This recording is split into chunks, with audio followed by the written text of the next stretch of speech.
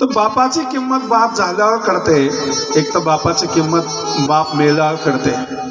आजचा काळ फार चांगला आहे, आजचा काळ चांगला आहे. एक काळ असा होता, हे जे जुने लोक बसलेत की नाही कथेमध्ये, मी सांगताच त्यांच्या डोळ्यापुढे प्रसंग येईल.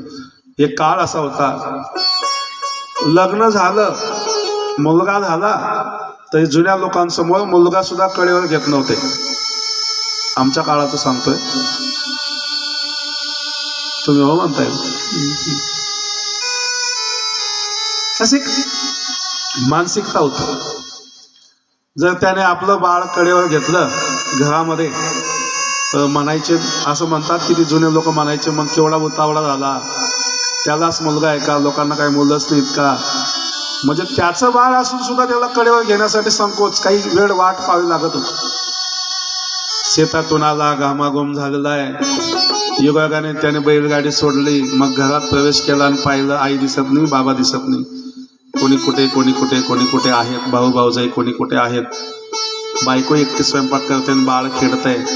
मग त्याला इतका आनंद व्हायचा ना, लगेच त्या बाळाला पटपट मखू घेऊन त्याला जवळ करून त्याला कडे खांद्यावर वागून बापाच्या अंतःकरणाची तृप्ती होत असत या विषयाने. आणि हे सुख फक्त बापच जाणू शकतो. या सुखाची कल्पना फक्त बापच करू शकतो. किती जिव्हाळा असेल, आणि बाळाच्या जीवनामध्ये बापाच्या प्रेमाची तशी अपेक्षा असते. बाप करी जोडी लेकराच्या ओढी, बाप करी जोडी लेकराच्या ओढी, बाप करी जोडी लेकराच्या ओढी, बाप करी जोडी लेकराच्या ओढी. आपुले कुरवंडे, आपुले कुरवंडे, आपुले कुरवंडे सांडोने